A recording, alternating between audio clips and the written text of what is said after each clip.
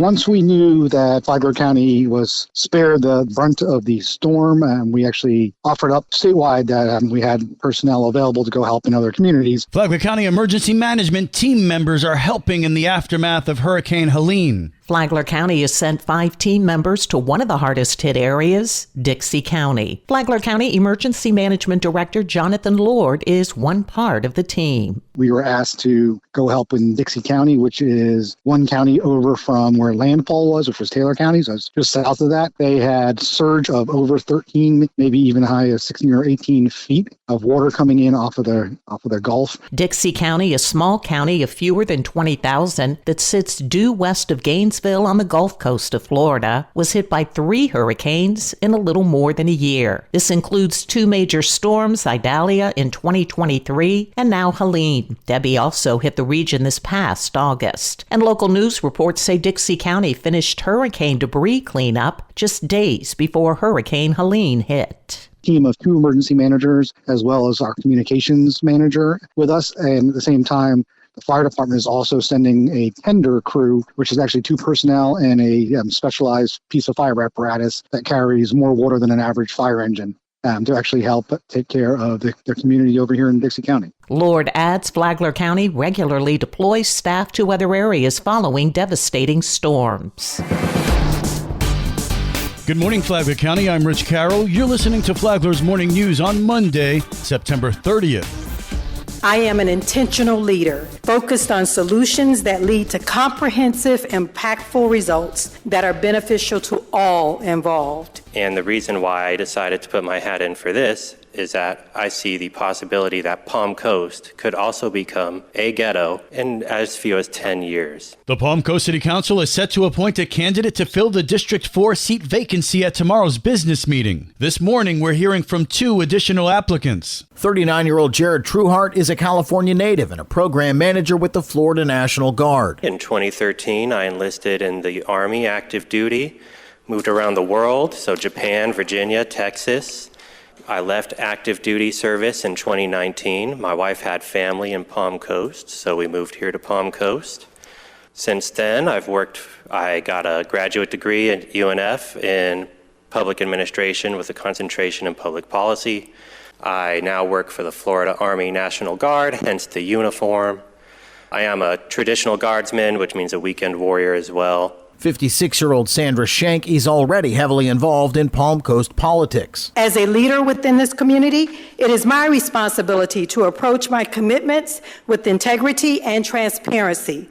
As vice chair of the planning board, I have demonstrated the ability to effectively analyze and evaluate applications and to question applicants and staff when necessary to ensure that my vote is based upon facts. I have demonstrated the ability to conduct myself with decorum and respect, even if I oppose the motion being made. The 4 current members of the City Council will appoint one of the applicants on Tuesday. From the WNZF Newsroom, I'm Daryl Newby. This local news is a service of Flagler County's Toyota dealer, Beaver Toyota, here to wow you. Apple phone users now have a new tool for enhanced emergency response with the Flagler County Sheriff's Office. Now the Flagler County Sheriff's Office will be able to accept live feeds from Apple phone users during an emergency call. Flagler County Sheriff Rick Staley. Apple iPhone users can now connect directly to the Sheriff's Office when a link is sent to them by our 911 operators, where they can allow us to see directly what is occurring that they are calling in about. Sheriff Staley says the tool isn't an invasion of privacy. This does not allow us to look at your phone, but only allows you to accept a link that we send that allows us to then look through your camera lens at where you point your phone. So if someone makes an emergency call from an Apple phone, the dispatcher can request to the caller to share live video or photos over a secure connection. Access is terminated once the call is disconnected. FSCO has been able to receive live stream video through other devices since early 2023. We previously had this for Droid phones, but now it's available for Apple iPhones also. Sheriff Staley says the ability for dispatchers to see live video from a scene is critical in today's fast-paced world. For Flagler's Local Morning News, I'm Karen Johnson.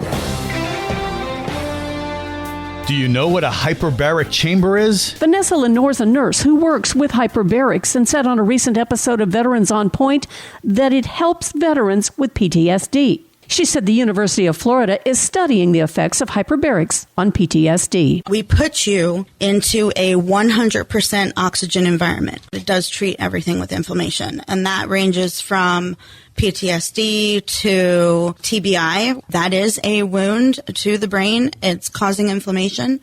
Whether you hit the back of your head, you broke your neck. Lenore said that for the most part, there are no negative side effects to being in a pure oxygen atmosphere. Veterans on Point is on WNZF Saturday mornings at 9:30 or anytime on the Flagler radio app. From the WNZF newsroom, I'm Deb Albertson.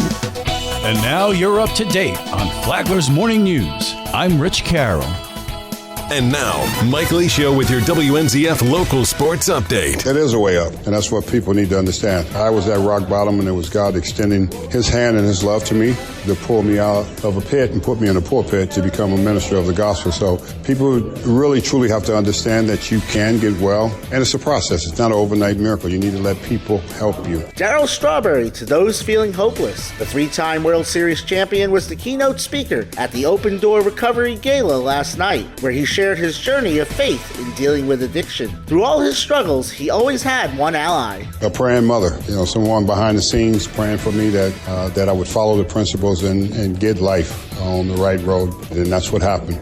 But at the same time, I didn't quit. The center in Bunnell set a fundraising goal of $100,000. Head to opendoorrecovery.org for more information. Friday, district play began in football. Matanzas hosted Mainland in the WNZF Game of the Week. The Pirates trailed by 3 after 1 and 10 in the second before the defending state champs asserted themselves, winning 43-0. Pirate coach Matt Forrest. That's why you play a game for 4 quarters and not 1. So we got to find a way to finish. And, this is kind of one of those games you just take it on the chin. And, coaches are going to come back to work this weekend. And our players are going to come back to work on Monday. And we're going to find a way to get better. WNZF will be on the road with the Pirates at Mount Dora Friday. A 95-yard Braylon Simmons kickoff return got FPC within 1 at the half, but University gave the Dogs their first loss of the year, 34-19. The Bulldogs will be in Neptune Beach against Fletcher Friday. FPC Cross Country got back on the course Saturday at the Balin Trail Original after a 3-week layoff. Freshman Peyton Sarasi was 4th overall